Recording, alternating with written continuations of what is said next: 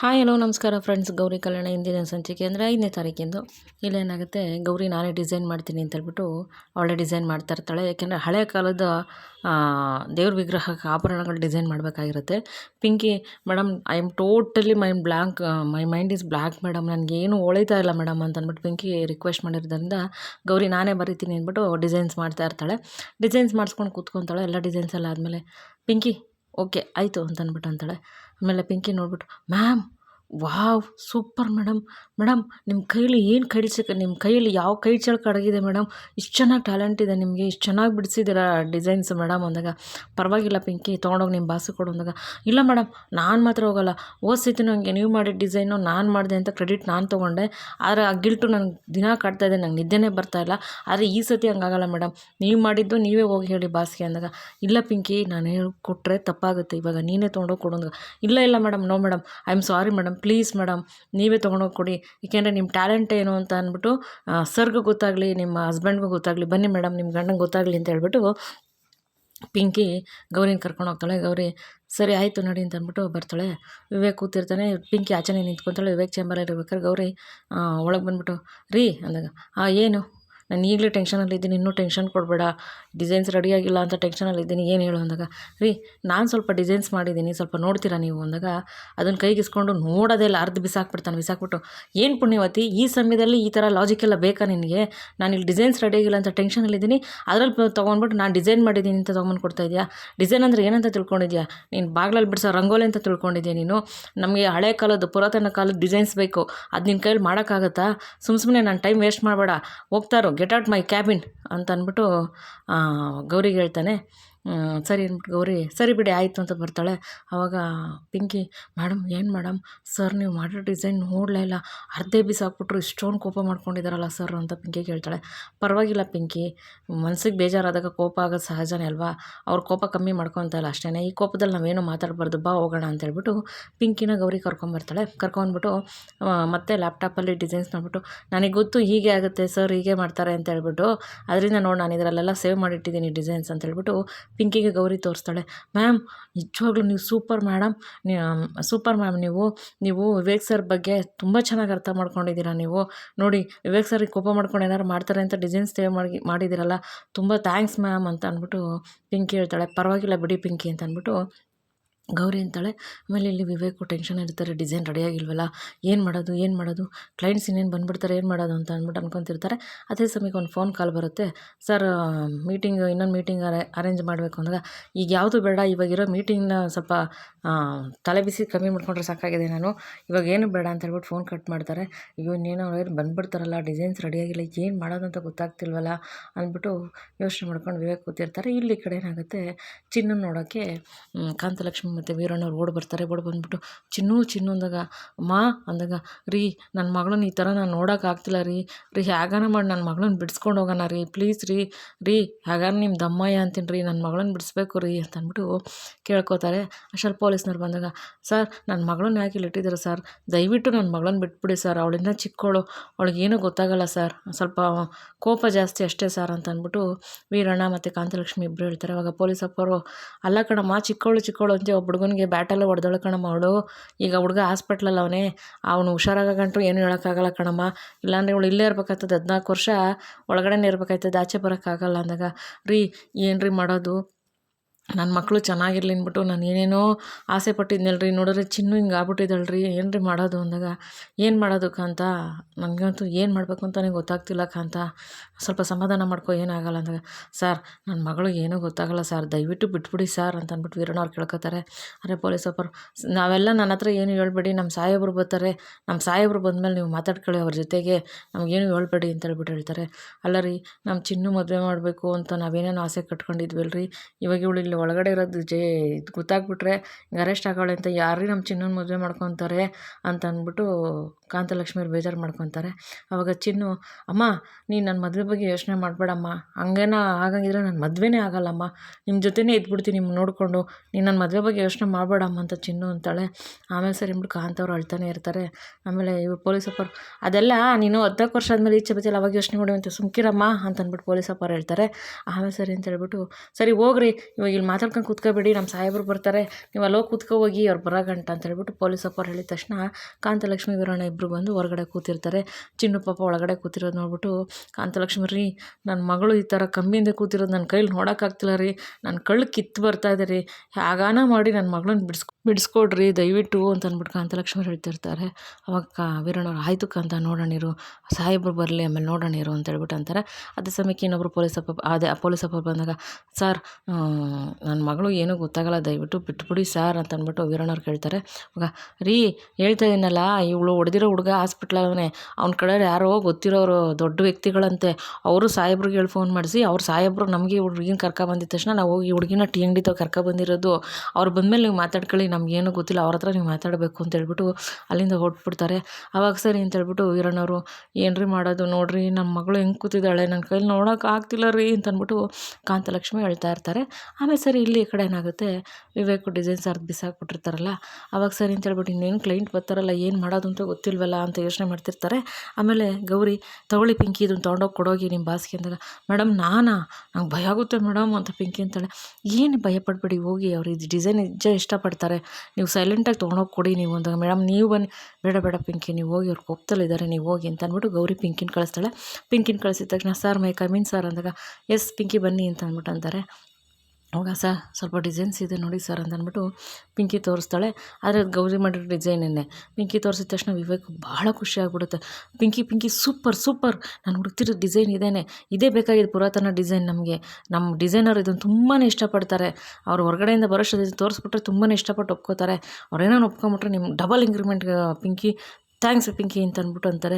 Thank you sir ಅಂದಾಗ, ಸರಿ ಈಗಲೇ ಅದನ್ನು ನನಗೆ ಇನ್ಬಾಕ್ಸಿಗೆ ಕಳಿಸಿ ಅಂತ ಅಂದ್ಬಿಟ್ಟು ವಿವೇಕ್ ಹೇಳಿದ ತಕ್ಷಣ, ಶೋ ಸರ್ ಅಂದ್ಬಿಟ್ಟು ಪಿಂಕಿ ಅವಾಗಲೇ, ಸರ್ ಕಳಿಸಿದ್ದೀನಿ ಸರ್ ಅಂದಾಗ, ಓಕೆ ಪಿಂಕಿ ಅಂತ ಅಂದ್ಬಿಟ್ಟು ಅಂತಾರೆ. ಸರಿ ಅಂದ್ಬಿಟ್ಟು ಪಿಂಕಿ ಹೊರಗಡೆ ಬಂದು, ಮ್ಯಾಮ್ ಸರ್ಗೆ ಇಷ್ಟ ಆಗಿದೆ ಅಂದಾಗ, ಓಕೆ ಡಿಸೈನ್ ಅವ್ರಿಗೆ ಇಷ್ಟ ಆಗಿದ ಮೇಲೆ ನಮ್ಮ ಅಮೇರಿಕನ್ ಕ್ಲೈಂಟ್ಸು, ನಮ್ಮ ಅಮೇರಿಕ ಕನ್ನಡ ಸಂಘದವ್ರಿಗೂ ಇಷ್ಟ ಆಗುತ್ತೆ ಡಿಸೈನು ಅಂದಾಗ, ಮ್ಯಾಮ್ ಗೊತ್ತಿಲ್ಲ ಮ್ಯಾಮ್, ಭಯ ಆಗ್ತಾಯಿದ್ದಂಗೆ, ಭಯ ಪಡ್ಬಿಡೆ ಪಿಂಕಿ, ಎಲ್ಲ ಸರಿ ಹೋಗುತ್ತೆ ಸುಮ್ಮನಿರಿ ಅಂದರೆ, ಮ್ಯಾಮ್ ಥ್ಯಾಂಕ್ಸ್ ಮೇಡಮ್ ಅಂದಾಗ, ಯಾಕೆ ಪಿಂಕಿ ಅಂದಾಗ, ನೀವು ಸರಿಯಾದ ಸಮಯಕ್ಕೆ ಡಿಸೈನ್ ಮಾಡಿಕೊಟ್ರಲ್ಲ, ತುಂಬ ಥ್ಯಾಂಕ್ಸ್ ಮೇಡಮ್ ಅಂತ ಅಂದ್ಬಿಟ್ಟು ಪಿಂಕಿ ಗೌರಿಗೆ ಥ್ಯಾಂಕ್ಸ್ ಹೇಳ್ತಾಳೆ. ಪರವಾಗಿಲ್ಲ, ನಮ್ಮ ಆಫೀಸು ನಮ್ಮವ್ರು ಅಂದಮೇಲೆ ನಾವು ಈ ಕೆಲಸ ಎಲ್ಲ ಮಾಡಲೇಬೇಕಲ್ವ ಅಂತ ಗೌರಿ ಅಂತಾಳೆ. ಆಮೇಲೆ ಇಲ್ಲಿ ಕಡೆ ಏನಾಗುತ್ತೆ, ಕಾಂತಲಕ್ಷ್ಮಿ ವೀರಣ್ಣ ಹಿಂಗೆ ಹತ್ಕೊಂಡು ಕೂತಿರ್ತಾರೆ. ಸಾಹೇಬರು ಬರ್ತಾರೆ. ಬಂದಿದ್ದ ತಕ್ಷಣ, ಸರ್ ನಮಸ್ಕಾರ ಸರ್. ಹಾಂ ನಮಸ್ಕಾರ, ಏನು ಹೇಳಿ ಸರ್, ನನ್ನ ಮಗಳನ್ನ ದಯವಿಟ್ಟು ಬಿಟ್ಬಿಡಿ ಸರ್, ನಿಮ್ಮ ಕೈ ಮುಗಿದು ಕೇಳ್ಕೊತೀವಿ ಸರ್, ಅವಳಿಗೆ ಏನೂ ಗೊತ್ತಾಗಿಲ್ಲ ಸರ್, ಅವಳು ಚಿಕ್ಕ ಹುಡುಗಿ ಸರ್, ಇನ್ನೂ ಬಾಳೆ ಬದುಕ ಹುಡುಗಿ, ದಯವಿಟ್ಟು ಅವಳನ್ನು ಬಿಟ್ಬಿಡಿ ಸರ್ ಅಂತ ಅಂದ್ಬಿಟ್ಟು ವೀರಣ್ಣವ್ರ ಕಾಂತಲಕ್ಷ್ಮಿ ಕೈ ಮುಗ್ಕೋತಾರೆ.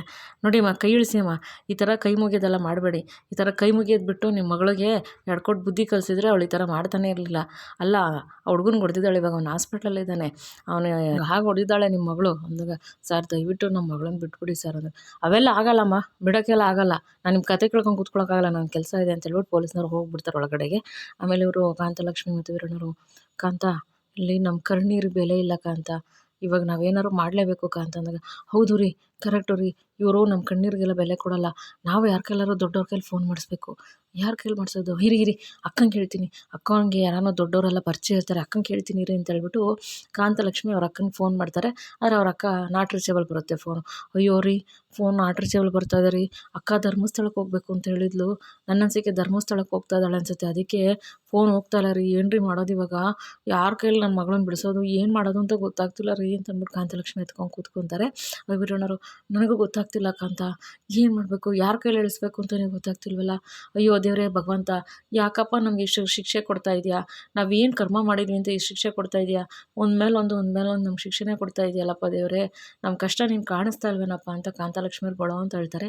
ಆವಾಗ ವೀರಣ್ಣವರು, ಕಾಂತ ಅಳ್ಬೇಡ ಸುಮ್ಮನಿರು, ದೇವರಿದ್ದಾರೆ, ಏನೋ ದಾರಿ ತೋರಿಸ್ತಾರೆ, ನಾವು ಯಾರಿಗೆ ಫೋನ್ ಮಾಡಬೇಕು ಅಂತ ಗೊತ್ತಿಲ್ವಲ್ಲ, ಯೋಚನೆ ಮಾಡೋಣ ಇರು ಅಂತ ಅಂದ್ಬಿಟ್ಟು ವೀರಣ್ಣವ್ರು ಕಾಂತಲಕ್ಷ್ಮಿಯವ್ರಿಗೆ ಸಮಾಧಾನ ಮಾಡ್ತಾ ಇರ್ತಾರೆ. ಆಮೇಲೆ ಇಲ್ಲಿ ಕಡೆ ಏನಾಗುತ್ತೆ, ಪಿಂಕಿ ಡಿಸೈನ್ ತೋರಿಸಿರ್ತಾಳಲ್ವ, ಸರಿ ಅಂದ್ಬಿಟ್ಟು ಕ್ಲೈಂಟ್ಸ್ ಬರ್ತಾರೆ, ಅಮೇರಿಕ ಕನ್ನಡ ಸಂಘದವರು, ದೇವಸ್ಥಾನ ಎಲ್ಲ ನೋಡ್ಕೊಂಬರ್ತೀನಿ ಅಂತ ಹೋಗಿರ್ತಾರಲ್ಲ, ದೊಡ್ಡ ಗಣಪತಿ ದೇವಸ್ಥಾನ, ಗವಿಗಂಧೇಶ್ವರ ದೇವಸ್ಥಾನ, ನಂದಿಸ್ವಾಮಿ ದೇವಸ್ಥಾನ ನೋಡ್ಕೊಂಬರಕ್ಕೆ ಹೋಗಿರೋರು ಬರ್ತಾರೆ, ಕಾನ್ಫರೆನ್ಸ್ ಹಾಲಿಗೆ ಬಂದಿರ್ತಾರೆ. ಆಮೇಲೆ ಅವರೊಬ್ಬರು, ಸರ್ ಕ್ಲೈಂಟ್ಸ್ ಬಂದಿದ್ದಾರೆ ಅಂದಿದ ತಕ್ಷಣ ವಿವೇಕ್ ಕೂಡ ಕಾನ್ಫರೆನ್ಸ್ ಹಾಲಿಗೆ ಬಂದುಬಿಟ್ಟು, ಸರ್ ನಮಸ್ಕಾರ ಸರ್, ಎಲ್ಲ ದರ್ಶನ ಚೆನ್ನಾಗಾಯ್ತಾ ಸರ್ ಅಂತ ಕೇಳ್ತಾರೆ. ಆವಾಗ ಅವರು ಕ್ಲೈಂಟ್ಸ್ ಎಲ್ಲ, ತುಂಬ ಚೆನ್ನಾಗಾಯಿತು ದರ್ಶನ, ತುಂಬ ಚೆನ್ನಾಗಿತ್ತು ಸ್ವಾಮಿ ದರ್ಶನಗಳಂತೂ ಅಷ್ಟು ಚೆನ್ನಾಗಾಯಿತು, ನಮ್ಗೆ ದೇವ್ರ ದರ್ಶನಗಳೆಲ್ಲನೂ ಅಂತ ಅಂದ್ಬಿಟ್ಟು ಅಂತಾರೆ.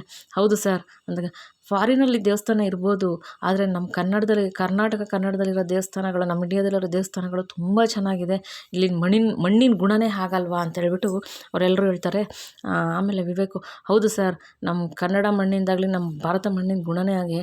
ನಮ್ಮ ದೇವಸ್ಥಾನಗಳ ಎಷ್ಟು ಚೆನ್ನಾಗಿರುತ್ತೆ ಅಂದರೆ ಇನ್ನೂ ನೋಡಬೇಕು ಅನಿಸುತ್ತೆ. ದೇವ್ರುಗಳು ದರ್ಶನ ಮಾಡಿದಾಗಂತೂ ನಿಜವಾಗ್ಲೂ ನಮಗೆ ಭೂಮಿನೇ ಸ್ವರ್ಗ ಅಂತ ಅನಿಸುತ್ತೆ ಸರ್ ಅಂತ ಅಂದ್ಬಿಟ್ಟು ವಿವೇಕ್ ಹೇಳ್ತಾರೆ. ಆವಾಗ ಎಸ್ ಹೌದು ಅಂತ ಅಂದಾಗ, ಸರ್ ಡಿಸೈನ್ ರೆಡಿ ಇದೆ ತೋರಿಸ್ಲಾ ಅಂತ ವಿವೇಕ್ ಹೇಳಿದ ತಕ್ಷಣ, ಸರಿ ವಿವೇಕ್ ಅಂತ ಅಂದ್ಬಿಟ್ಟು ಎಲ್ಲರೂ ಕೇಳ್ತಾರೆ. ಸರಿ ವಿವೇಕ್ ಒಂದೊಂದೇ ಡಿಸೈನ್ಸ್ ತೋರಿಸ್ತಾ ಇರ್ತಾರೆ. ಆಮೇಲೆ ಅವರು 4 ಜನ ಬಂದಿರ್ತಾರಲ್ಲ ಅಮೇರಿಕ ಕನ್ನಡ ಸಂಘದವರು, ದೇವ್ರಿಗೆ ಡಿಸೈನ್ಸ್, ಆಭರಣಗಳ ಡಿಸೈನ್ಗೆ ವಿನ್ಯಾಸಕ್ಕೆ ಸರಿ ಅಂತ ಹೇಳ್ಬಿಟ್ಟು ನೋಡ್ತಾರೆ. ಫಸ್ಟ್ನೇದು ನೋಡಿದ ತಕ್ಷಣ ಏನು ಓಕೆ ಆಗೋಲ್ಲ, ಎಲ್ಲರೂ ತಲೆ ಹಿಂಗೆ ಅಲ್ಲಾಡಿಸ್ತಾರೆ. ಎರಡನೇದು ನೋಡ್ತಾರೆ, ಅದು ಓಕೆ ಆಗೋಲ್ಲ. ಮೂರನೇದು ನೋಡ್ತಾರೆ, ಪರವಾಗಿಲ್ಲ ಅನ್ನೋ ಥರ ನೋಡ್ತಿರ್ತಾರೆ. ಮತ್ತು ಇನ್ನು ಡಿಸೈನ್ಸ್ ವಿವೇಕ್ ಎಷ್ಟು ಡಿಸೈನ್ಸ್ ಎಲ್ಲ ತೋರಿಸ್ತಾ ಇರ್ತಾರೆ. ನೋಡಿದ ತಕ್ಷಣ ಅವ್ರು 4 ಜನನೂ ಕೂತ್ಕೊಂಡು ಮಾತಾಡ್ತಾರೆ. ವಿವೇಕ್ ಅವ್ರ ಮುಖನೇ ನೋಡ್ತಾ ಇರ್ತಾರೆ, ಏನು ಹೇಳ್ತಾರೋ ಅಂತ ಹೇಳ್ಬಿಟ್ಟು ನೋಡ್ತಾ ಇರ್ಬೇಕಾರೆ ಚಪ್ಪಾಳೆ ಹೊಡಿತಾರೆ ಅವರೆಲ್ಲರೂ. ಚಪ್ಪಾಳೆ ಹೊಡಿದ ತಕ್ಷಣ, good Vivek, very good designs. ನಿಜವಾಗ್ಲೂ ನಾವು ಹುಡುಕ್ತಿರೋ ಡಿಸೈನ್ಸೇ ಇದು.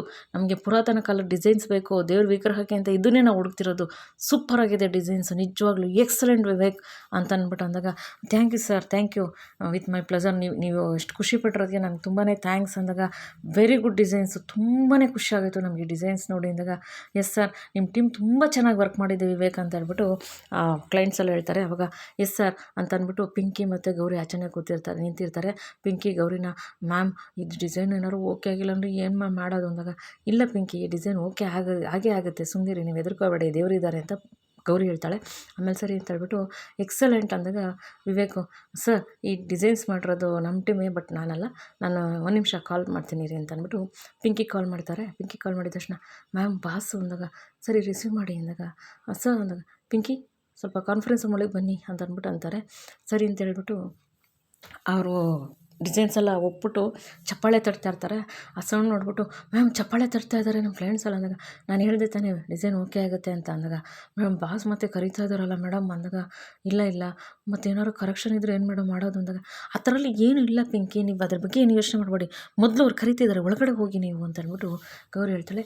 ಪಿಂಕಿ ಒಳಗಡೆ ಬರ್ತಾಳೆ. ಒಳಗಡೆ ಬಂದಿದ ತಕ್ಷಣ, ಸರ್ ಇವರೇ ಡಿಸೈನ್ ಮಾಡಿರೋದು ಪಿಂಕಿ ಅಂತ ಹೇಳ್ಬಿಟ್ಟು, ಇವರೇ ಇದನ್ನು ಆಭರಣಗಳೆಲ್ಲ ಡಿಸೈನ್ ಮಾಡಿರೋದು ಇವರೇನೆ ಅಂದಿದ ತಕ್ಷಣ, ವೆರಿ ಗುಡ್ ವರ್ಕ್ ಅಮ್ಮ, ತುಂಬ ಚೆನ್ನಾಗಿ ಮಾಡಿದ್ದೀರ ಅಂತ ಎಲ್ಲ ಪಿಂಕಿನ ಅಪ್ರಿಷಿಯೇಟ್ ಮಾಡ್ತಾರೆ. ಆದರೆ ಪಿಂಕಿ ಗೌರಿ ಮಾಡಿದ್ದು ಅಂತ ಇನ್ನೂ ಹೇಳಿರಲ್ಲ. ಆಮೇಲೆ ಸರಿ ವಿವೇಕು, ತುಂಬ ಥ್ಯಾಂಕ್ಸ್ ಪಿಂಕಿ ಅಂತ ಅಂದಾಗ, ಸರಿ ಸರ್ ಅಂತ ಅಂದ್ಬಿಟ್ಟು ಅಲ್ಲಿಂದ ಹೊರಟ್ಬಿಡ್ತಾಳೆ. ಅವಾಗ ಗೌರಿಗೆ ಪಿಂಕಿ ಹೊಡ್ಬಂದು ತಗೊಂಡು, ಮ್ಯಾಮ್ ಥ್ಯಾಂಕ್ಸ್ ಮೇಡಮ್, ನಿಜವಾಗ್ಲೂ ನನಗಿವತ್ತು ನಾನು ಹಾರ್ಟು ಹೊಡ್ಕೊತಾ ಇತ್ತು, ಇವಾಗ ನಿಮ್ಮಿಂದ ನನಗೆ ಸ್ವಲ್ಪ ಸಮಾಧಾನ ಆಯಿತು ಮೇಡಮ್ ಇವಾಗ ಅಂದಾಗ, ಪರವಾಗಿಲ್ಲ ಪಿಂಕಿ ಅಂತಂದಾಗ, ಥ್ಯಾಂಕ್ಸ್ ಮೇಡಮ್ ಅಂತ ಹೇಳ್ಬಿಟ್ಟು ಅಲ್ಲಿಂದ ಪಿಂಕಿ ಹೊಟ್ಬಿಡ್ತಾಳೆ. ಡಿಸೈನ್ಸ್ ಎಲ್ಲ ಓಕೆ ಆಗುತ್ತೆ, ಕ್ಲೈಂಟ್ಸ್ ಎಲ್ಲನೂ ಹೊರಡ್ತಾರೆ. ಈ ಕಡೆ ವಿವೇಕ್ ಬಂದು ಕ್ಯಾಬಿನಲ್ಲಿ ಕೂತಿರ್ತಾರೆ. ಗೌರಿ ಅಲ್ಲಿಗೆ ಬರ್ತಾಳೆ. ಕೋಪ ತಣ್ಣಗಾಯ್ತಾ ಫೆಟ್ ಸರ್ ಅಂತಾಳೆ.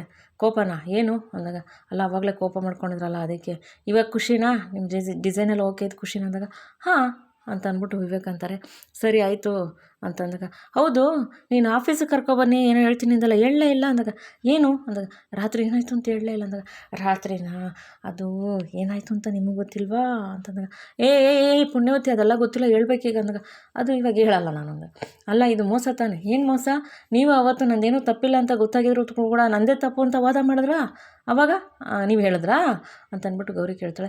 ಹೌದು ಅಲ್ಲಿ ನೀನು ತಪ್ಪಿತ್ತು ಅಂದಾಗ, ನಂದೇನು ತಪ್ಪಿತ್ತು ಅಂದಾಗ, ಹೌದು ಅಲ್ಲಿ ನಿಮ್ಮಮ್ಮ ನಿಮ್ಮ ಅಕ್ಕ ಮಾಡಿದ್ದು ತಪ್ಪು ಅಂತ ನಿನಗೆ ಗೊತ್ತಿತ್ತು ತಾನೇ, ನಿನಗೆ ವಿಷಯ ಗೊತ್ತಿಲ್ಲ ಅಂತಲೇ ಹೇಳ್ತಾ ಇದೆಯಾ, ನಿನಗೆ ವಿಷಯ ಗೊತ್ತಿದ್ರು ಕೂಡ ನೀನು ನನಗೆ ಯಾಕೆ ಹೇಳಿಲ್ಲ, ನಿನ್ಗೆ ಆ ವಿಷಯ ನನಗೆ ಹೇಳ್ಬೇಕಾಗಿತ್ತು ಅವತ್ತು, ನೀನು ವಿಷಯ ಗೊತ್ತಿಲ್ಲ ಅಂತ ನೀನು ಸುಳ್ಳು ಹೇಳ್ತಾ ಇಲ್ವಾ ಅಂದಾಗ, ಅಂದಾಗ, ಹೌದು ನಿನಗೆ ನಿಮ್ಮಮ್ಮ ನಿಮ್ಮ ಅಕ್ಕ ಮಾಡಿದ್ದು ತಪ್ಪು ಗೊತ್ತಿತ್ತು, ಆದರೂ ನೀನು ನನ್ನ ಹತ್ರ ಹೇಳಿಲ್ಲ, ನನ್ನ ಹತ್ರ ಮುಚ್ಚಿಟ್ಟು ವಿಷಯ ಎಲ್ಲ ನನ್ನ ಹತ್ರ ಮುಚ್ಚಿಟ್ಟಿದೆಯಾ ನೀನು ಅಂದಾಗ, ಅಯ್ಯೋ ಹಾಗಲ್ಲ ವಿವೇಕ್ ಸರ್, ಆ ವಿಷಯ ನೋಡು ಪುಣ್ಯವತಿ, ತಿರ್ಗಾ ಆ ವಿಷಯದ ಬಗ್ಗೆ ನೀನು ಮಾತಾಡಬೇಡ, ನಾನು ಆ ವಿಷಯ ಬಿಟ್ಬಿಟ್ಟಿದ್ದೀನಿ, ಮತ್ತೆ ಆ ವಿಷಯದ ಬಗ್ಗೆ ನೀನು ಕೆಣ್ಕೋಕೆ ಹೋಗಬೇಡ, ಇವಾಗ ನೀನು ಟಾಪಿಕ್ ಚೇಂಜ್ ಮಾಡಬೇಡ, ನನಗೆ ಇವಾಗ ಇಲ್ಲಿಗೆ ಬಾ, ರಾತ್ರಿ ಏನಾಯಿತು ಅಂತ ನನಗೆ ಹೇಳ್ಬೇಕು ನೀನು ಅಷ್ಟೇ ಅಂದಾಗ, ಅಯ್ಯೋ ರಾತ್ರಿನಾ, ಏನಿಲ್ಲ ಬಿಡಿ ಪುಣ್ಯವತಿ, ಇವಾಗ ಹೇಳ್ತೇ ಇಲ್ವ ರಾತ್ರಿ ಏನಾಯಿತು ಅಂತ ನೀನು ನನಗೆ ಹೇಳಲೇಬೇಕು ಇವಾಗ, ಇಲ್ಲಾಂದ್ರೆ ಅಷ್ಟೇ ಅಂದಾಗ, ನಾನು ಹೇಳಲ್ಲ ಏನಿವಾಗ ಅಂದಾಗ, ಪುಣ್ಯವತಿ ಅಂದಾಗ, ನಾನು ಹೇಳಲ್ಲ ಅಷ್ಟೇ ಅಂತ ಹೇಳ್ಬಿಟ್ಟು ಅಲ್ಲಿಂದ ಗೌರವ ಅಂಟ್ಬಿಡ್ತಾಳೆ.